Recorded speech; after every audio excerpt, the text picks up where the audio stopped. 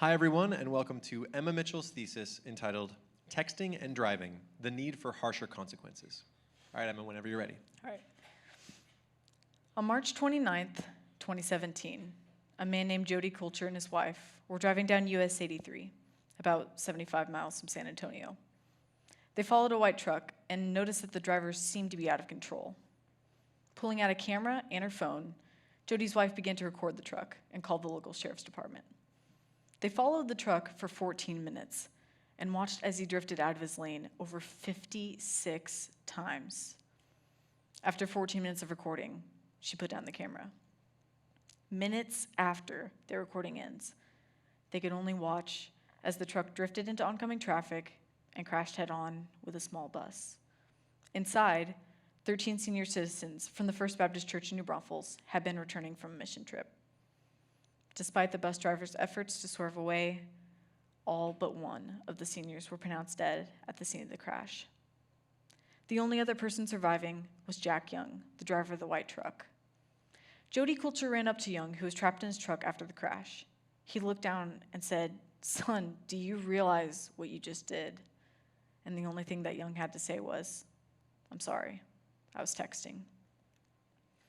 Statewide efforts to ban texting and driving first started when people realized just how dangerous it is for a driver to look down and read, write, or send a message while they drive down the road.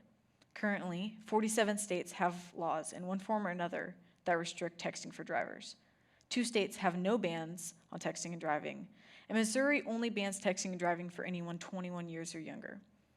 Washington was the first state to pass a law in 2007, and Texas passed its texting and driving law on September 1st of 2017. Specifically, the Texas texting and driving law states that drivers are prohibited from reading, writing, or sending electronic messages while driving. A first offense is punishable by a fine of up to $99, and any subsequent offense can result in a fine of up to $200. Now, if you'll remember, a moment ago I said that 47 states have laws restricting texting and driving. However, not all of these take the same form as the one that Texas has chosen to implement. Most states either choose to have a texting and driving law or a hands-free law. States can also vary on the fines given for each conviction. A texting and driving law bans the specific action of texting in states like the Texas law that drivers cannot read, write, or send a text message while driving. A hands-free law differs from this because it bans the distraction rather than the specific action of texting. Hands-free laws have many specifications that restrict the use of a phone in all circumstances while you're driving the car. It doesn't mean that you can't have your phone with you, only that you cannot use it in any way as you drive. While the law in Texas is in place to restrict texting and driving, it lacks the force needed to truly cause change. Restricting only texting and driving focuses on a single part of the problem. A hands-free law instead focuses on the root of the problem. Phones need to be set down when we drive. What Texas has in place must change. Texting and driving is extremely dangerous, not just for yourself, but for everyone around you, and it should be treated as such. The state of Texas should change its texting and driving law to a hands-free law. There are 3 reasons we should do this. First, the texting and driving law is harder to enforce than a hands-free law. Second, being how serious of a problem motor vehicle accidents are within the U.S. and how texting has only added to that danger. And finally, the effects of texting and driving are just as serious as drinking and driving. This being the case, the ban against texting and driving should be harsh, just as the ban on drinking and driving currently is. The current texting and driving law is not enforceable. How can you prove that somebody was texting and driving short of taking their phone and looking?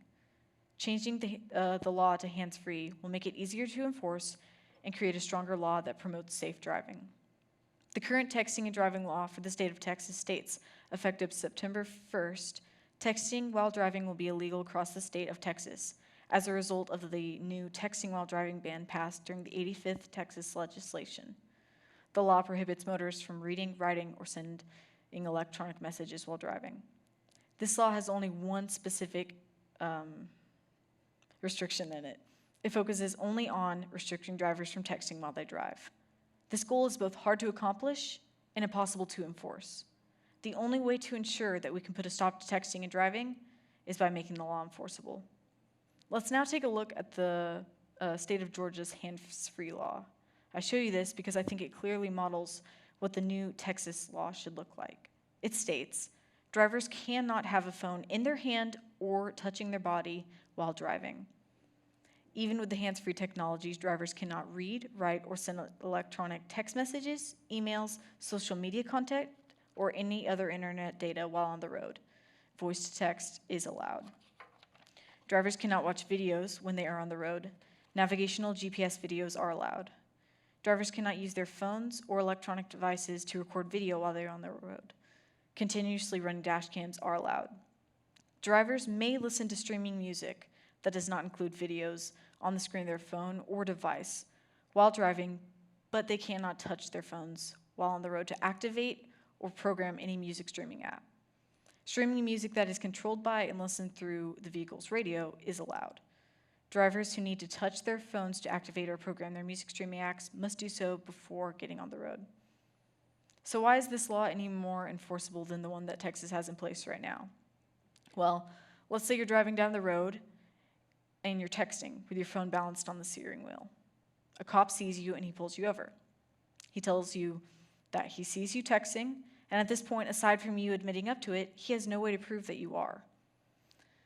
In fact, without going through the long process of getting a warrant to search through your phone, it's really hard to prove that you were in fact texting. And for a $100 ticket, it's almost not worth the trouble to find out whether you really were. Now let's change things and assume that this same situation happens, but Texas has chosen to implement a hands-free law. With a hands-free law, the cop would pull you over and tell you it was simply because your phone was in your hand. The law focuses on the distraction of the phone rather than the specific action of texting. In that case, even if you challenged it and went to court, it would still be the cop's word against yours. While the situation still may require some effort to enforce, it is still easier to prove that your phone was simply in your hand than that you were specifically texting as you drove. The second reason we should change the law in Texas is due to how serious of a problem motor vehicle accidents are and how cell phones are only adding to this danger. Currently, motor vehicle accidents are the fourth leading cause of death in the US, and they are the leading cause of death for any person aged 1 to 44. For teenagers specifically, motor vehicle fatality is the leading cause of death, representing over 1/3 of all deaths to teenagers. Distracted driving significantly affects these statistics. Every day in the United States, approximately 9 people are killed and over 1,000 are injured in an accident that is reported to involve distracted driving. The roads are a dangerous place, and this danger only grows with each year. In 2010, the University of North Texas Health Science Center conducted a study on distracted driving fatalities from 1999 to 2008. Their purpose was to examine trends in distracted driving fatalities and their relation to cell phone use and texting volume. Among other things, they found that, first, the number of texts sent each month increased from 1 billion in 2002 to 110 billion in 2008. Second, fatalities from distracted driving increased 28% after 2005, rising from around 5,000 fatalities to nearly 6,000 in 2008. Finally, they estimated that increasing texting volumes resulted in more than 16,000 additional road fatalities from 2001 to 2007. From these results, two basic ideas are presented. Texting and driving became a serious issue in the US during the early 2000s, and this problem is only growing as technology develops and becomes a greater part of our lives. In a more recent study, the Pew Research Science Center conducted a survey from 2002 to 2018 on cell phone ownership within the US. In 2002, only 62% of Americans owned a cell phone. In 2018, that number has jumped up to 95%. That's around 310 million people. As technology becomes a greater part of our lives, the texting and driving law will no longer suffice for regulating and maintaining safe roads. A big problem needs a big solution. The hands-free law will be able to effectively prohibit the distraction that has become such a great part of our lives by banning it entirely and not partially. The third reason we should change the law is due to how serious of a distraction texting and driving is. The DMV, or the Department of Motor Vehicles, classifies driving distractions into 3 categories: manual, visual, and cognitive. A manual distraction is anything that causes a manual distraction is anything that causes you to take one or both hands off the wheel. A visual distraction is anything that causes your eyes to wander off the road. A cognitive distraction causes your mind's focus to drift away from your driving. Any distraction can normally be categorized under one of these. However, there are some distractions that fall under multiple categories. Driving under the influence of alcohol, for example, is both a cognitive and a visual distraction because it affects your reaction time, and it also has short-term vision-altering effects. The dangerous thing about texting and driving that differentiates it from all other types of distracted driving is that it falls under all 3 types. To send a text message requires your hand to be off the wheel, your eyes to be on your phone, and your mind to be thinking about the message. In addition to being a serious distraction, texting also seriously impairs your reaction time. A study by the researchers at Texas A&M was done to see how much texting can affect a driver's reaction time. 42 drivers, aged 16 to 54, were placed behind the wheel of a car to drive around a closed track of around 11 miles in length. The researchers monitored how long it took drivers to react to a flashing light while driving normally and then while attempting to send a text message. Among other things, they found that texting and driving increased a driver's reaction time from 1 or 2 seconds up to 3 or 4. And additionally, they noted, it is frightening to think of how much more poorly our participants may have performed if the driving conditions were more consistent with everyday routine driving. This same impairment of 1 or 2 seconds up to 3 or 4 would commonly be found when a person had a blood alcohol concentration of 0.08, which is the legal limit in the state of Texas. Similar to driving under the influence, texting and driving affects your concentration. It's estimated that teens who text and drive spend around 10% of their driving time outside their lane. The AAA Foundation for Traffic Safety found in a study that unsafe mental distractions can persist for as long as 27 seconds after dialing, changing music, or sending a text. Driving down the road at 55 miles an hour, 27 seconds is the same distance as traveling 5.5 football fields. That's quite a distance to be going without being focused on your driving. In these regards, texting and driving is just as dangerous as drinking and driving.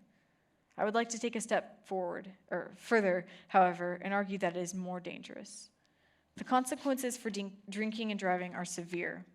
When someone gets in their car after drinking past the legal limit, they know the risk of being caught and exactly how financially painful that will be. If we look at the law concerning drinking and driving, it states that first, whether you're the driver or the passenger, you can automatically be fined up to $500 for having an open alcohol container in the vehicle.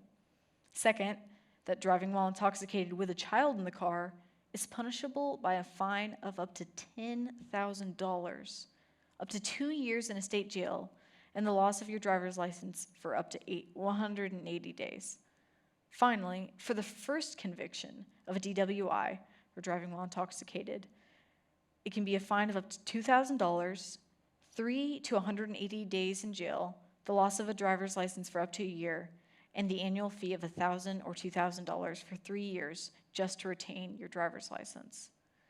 In fact, after just the second DWI, you can have your license suspended for up to 2 years.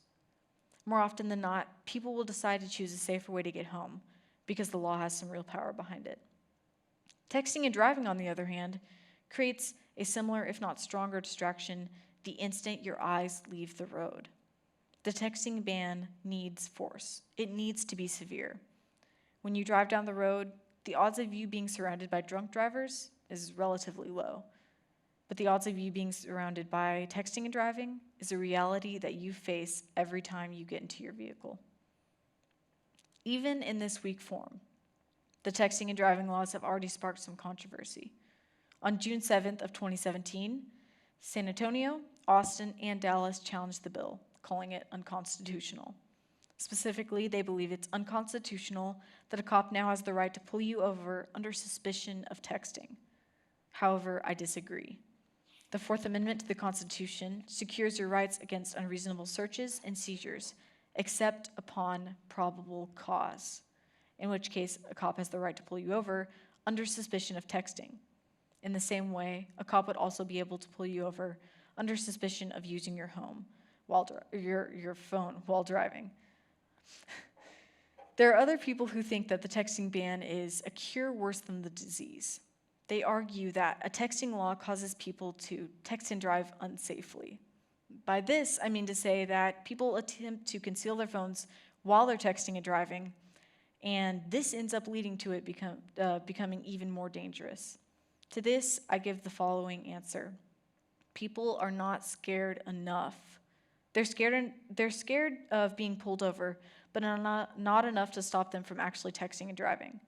Our law needs to reflect the seriousness of this distraction, and like the drinking and driving law, it needs to scare us enough to put down our phones. Campaigns against drinking and driving often use the phrase, drinking and driving, you can't afford it. And it's not just the financial consequences that you can't afford, but also the long-term effects for yourself and others that drinking and driving causes. In this same way, we need to view texting and driving as something you cannot afford to do.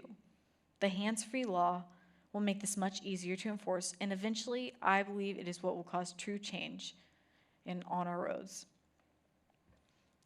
The pain of losing a loved one cannot be overstated. What is even more painful is to lose a loved one when it could have easily been avoided. No parent should have to lose their son or daughter for a text message. And likewise, no kid should have to lose their parent. As drivers, it is our responsibility to make the roads as safe as we possibly can. To ensure this, we make the laws set in place to protect us as effective as possible and to take care to follow them ourselves.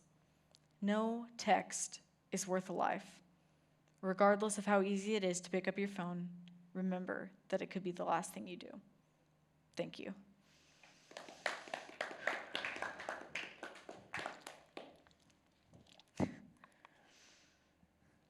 Go ahead and take a moment to get a drink. Yeah. Take a breath.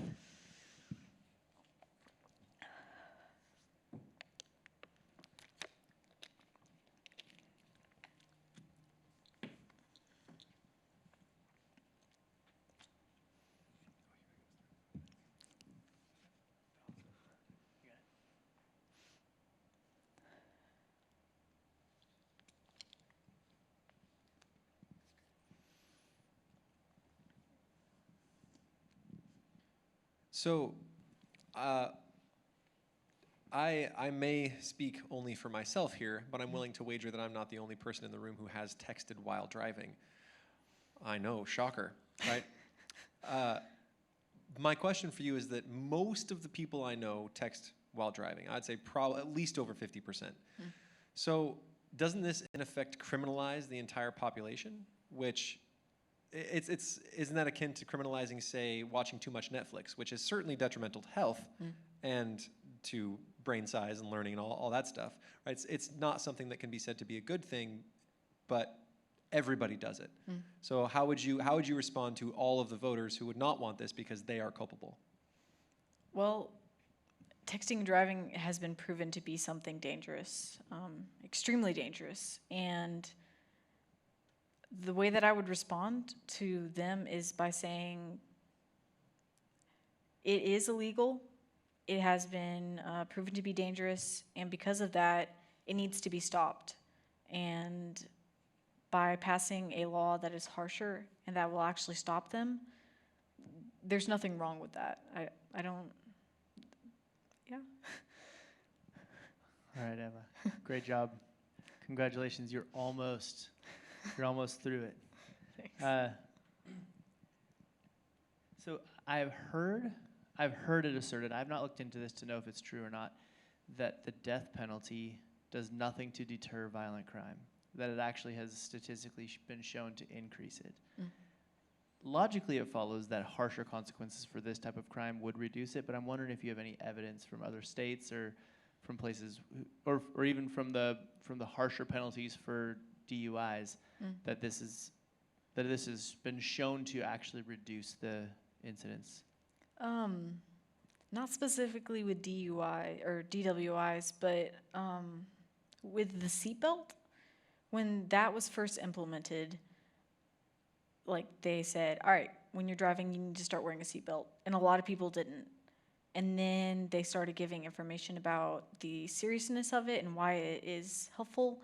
And then they actually ended up started giving fines for it. And because of that, it did cause change, because now everybody wears a seatbelt when they drive, or most people do.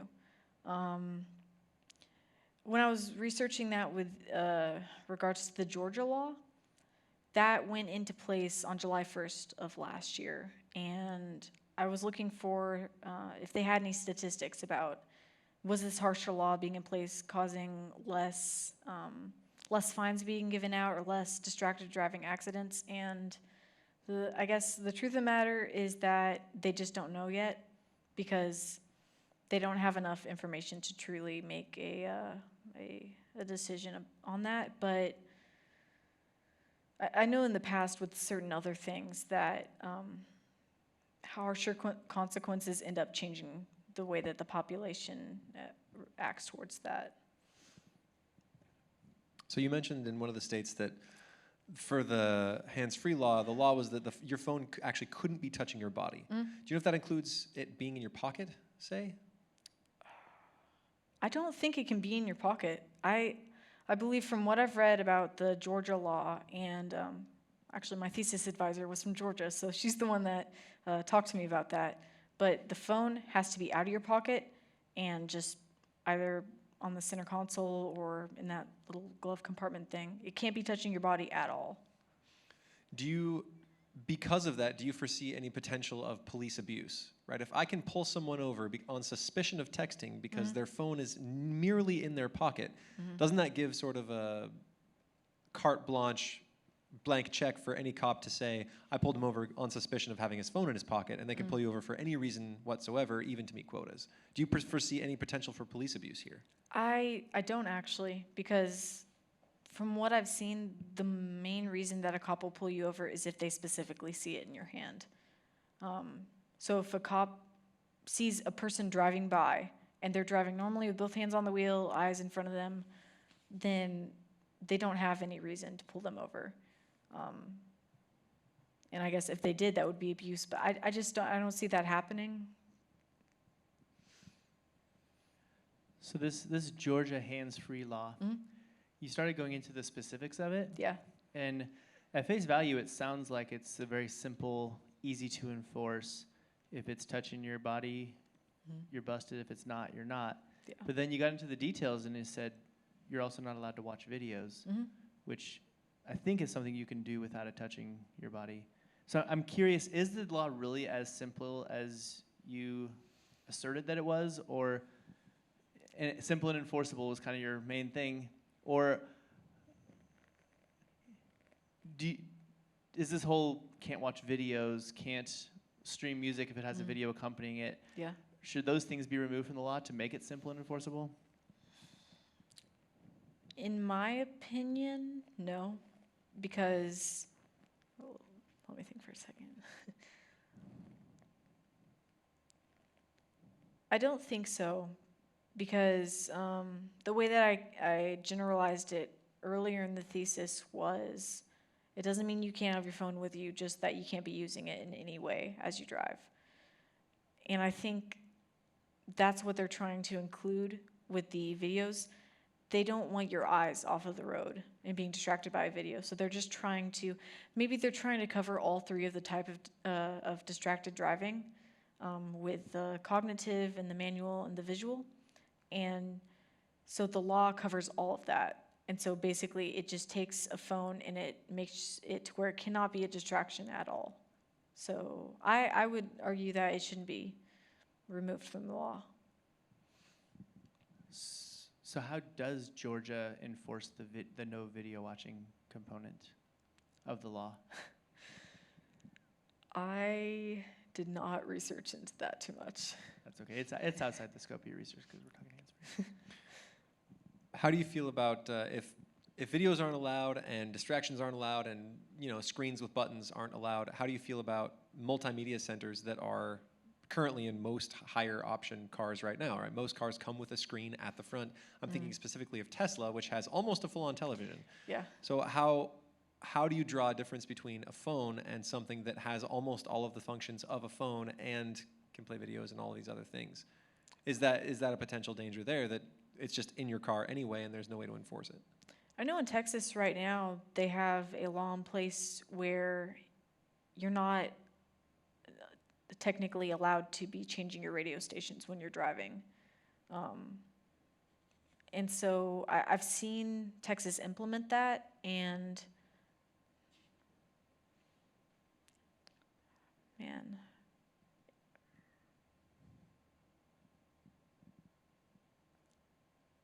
I think it would probably be a good thing if that was also restricted from being used as well. Wait, what was your question again exactly? Why outlaw phones when there are screens in cars that do the same thing? Screens are, they're, I don't know. Maybe because phones are a greater part of our lives, not all cars have those screens in them. And I'm sure at some point, as technology develops and more cars end up having the screens in them, maybe then that will become a bigger issue, and it's something that Texas will need to tackle. But for right now, cell phones are the bigger issue than specifically your navigational system. So you mentioned a couple of studies about distracted driving somewhere in your second Confirm audio. Yeah.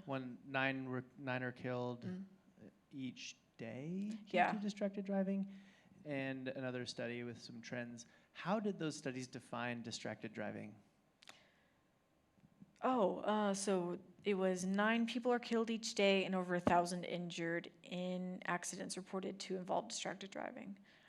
That, for distracted driving, it was anything that fell under the 3 categories of distracted driving. So if the person, it didn't specifically apply to phones, but more so distracted driving as a whole. So somebody could be holding a cup of coffee and get in a wreck. That was how they defined distracted driving. So anything, just to clarify, anything that had manual, visual, or cognitive interference in the driving. Yeah. Do you have any actual facts or hunches, either one, about how much of those stats about distracted driving were specifically related to your cell phones?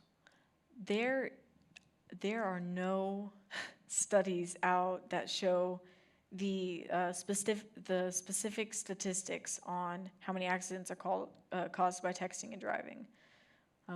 I tried to research that multiple times through different sources, and I just couldn't find anything on that. Okay, I believe you. Follow up. Any thoughts about why they're? I mean, it seems like such a big problem. Why might there not be studies on this? Maybe it might be because this is a more recent thing that is gradually becoming more prevalent in our lives. And because of that, there's not that many statistics. They haven't done many tests or studies on it yet. They just, yeah. So I'm gonna press more on other distractions in the car. I've driven with my sister in the car before, and she has children, and it is a terrifying experience. Kids are at least as distracting as phones, right? They're chatty, they take your attention. Sometimes they have to take your eyes off the road when they spill juice in their lap, and occasionally you have to hand that juice cup back to them. It is cognitive and tactile and visual, all those things at once. So if we're gonna ban phones, shouldn't we also ban children from cars? I don't think so, because having a child, well, I was gonna say it's not a choice, but I mean, it kind of is. But so if you have a kid, it's not really a choice of whether you want to drive them somewhere or not. But with a phone, it is a choice of whether you want to pick it up and use it while you're driving. All right, I have a crazy idea. I agree with you that texting while driving is a problem, and I'm terrified by my wife's driving. I'm shocked that I still have a wife and 4 kids, because not only does she have the distraction of her kids, she is distracted by her cell phone while driving, and it's terrifying. She's had a couple of tickets for it, and it has not stopped her actions. So, and this is being recorded. She can look at that. I have an alternate proposal, and I'm wondering what you think of it, and if you think this is a good idea or a bad idea. Why not make, after all accidents, why not make the cell phone history, like when texts were sent, what was, a full search of the cell phone to see what was happening at the time of the accident with the cell phone? Why not make that just freely available to the police as they do their investigation? They actually tried to do that, so they called it a textilizer instead of a breathalyzer. But so the police would take your phone and they would plug it into an iPad-looking contraption, and the way they described it was it just shows clicks. So anytime you tap something on your phone, it shows a tap. So it would say, like, you sent a message or you opened this app. But it got a lot of pushback because a lot of people consider that to be an invasion of privacy. So then they went down the route of instead just banning having or using a cell phone entirely instead of trying to get access to people's phones. It kind of seems like a bigger battle than it's worth taking, So it seems to me like intoxicated driving is a little bit easier to enforce. If you see someone driving intoxicatedly, it's generally easy to spot, and on top of that, they can easily prove afterwards that someone was intoxicated with breathalyzers and with blood tests and that sort of thing. Texting seems a little more difficult, partially because if I put down the phone really fast, I can claim maybe I had some bread and ate it, and you can't necessarily prove that it was my phone. Yeah. And if it's in my pocket, I can claim that I wasn't. Like, there are difficulties there in proving it. Why? And honestly, in between the times that I'm texting, I am probably driving very safely, which makes me harder to spot. So why not just rest on the current endangerment laws, right? If I am driving erratically and crossing the line like this fellow from the beginning of your thesis, wouldn't that be enough for a police officer to pull that person over and say, you are driving erratically and endangering others, and there's already a law for that. So why extra laws rather than just relying on the laws that we have? Well, because the laws that we have in place right now aren't causing any change at all. I drive in Austin with my mom all the time, and we'll look over and see somebody texting, we'll look the other way and see another person texting. Like, it's everywhere. And so I just think by making a law that is more inclusive and has a lot more specifics, that's the only way that we're actually going to be able to stop this. Did that answer your question completely, or? Yeah, and I gotta follow up. I'm gonna steal a little bit of Troy's time here, because Jeff isn't on the panel. I feel like I have to ask his question for him. Okay.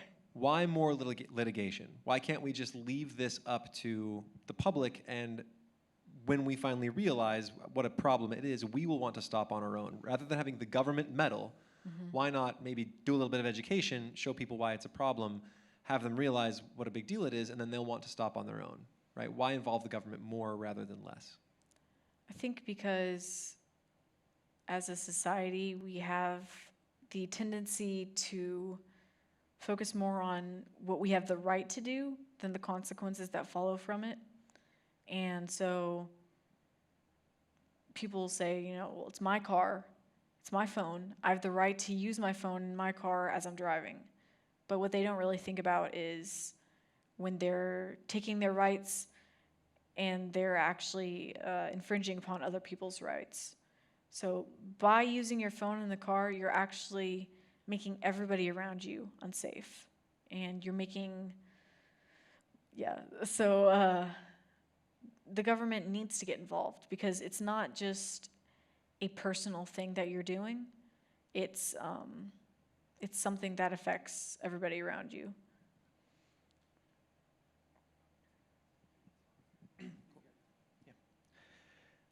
All right, so I'm kind of picking up a train of questioning that we had earlier where you said there isn't much evidence for actual texting and driving, but you did make a case for a correlation between trends in driving fatalities and an increase in cell phone ownership and texts sent and those sorts of things. I'm wondering if you can attempt to show not just correlation but causation in that. Do you remember the line of thinking that I'm talking about? It was in your Confirm audio too. Oh, yeah, with all those statistics. Yeah, you said there was 1 billion, I think it was texts sent in 2002, and then in 2008, 110 billion. Yeah. And you showed that there's a correlation between the increased number of texts sent and the increase in traffic fatalities. Yeah. I'm curious if you can also show causation and not just, because I'm sure there's also a lot more cars on the road in that, is there a causation there? So with those statistics, mainly they were focusing on distracted driving because there's not that many results out about texting and driving. But I guess maybe a causation would be that in the past, distracted driving wasn't that big of a problem because the amount of distractions that a person has when they're on the road weren't that many. But now that cell phones are a bigger part of our lives, and then you see the amount of texts growing and the amount of people owning a cell phone growing, you also see a trend with the amount of distracted driving accidents going up as well. So what do you mean by a causation exactly? I was just curious if you could, you're doing it, talk about, because the correlation between the two, that the one goes up and the other goes up. So there's a clear correlation. But did the one cause the other? Oh, okay. Are the texts causing the increase in traffic fatalities? In other words, are traffic fatalities going up at the same rate they were prior to texting being introduced into the world? I guess I didn't research much before texting, but, well, no, that's a lie, I did actually. Before texting, the amount of driving fatalities from distracted driving, it wasn't that big. It definitely wasn't big enough to be noticed, and people start saying, hey, this might be a problem. But then when texting was introduced, specifically when the first smartphone was introduced, that's when you really saw things start to pick up, and they're rising at the same rate. As cell phones are more prevalent, then you also start seeing that distracted driving accidents are more prevalent. So because of that, and because it wasn't really growing that much before the cell phone, I would say that, yes, the cell phone is causing the fatalities to rise as well. That's it. Thank you.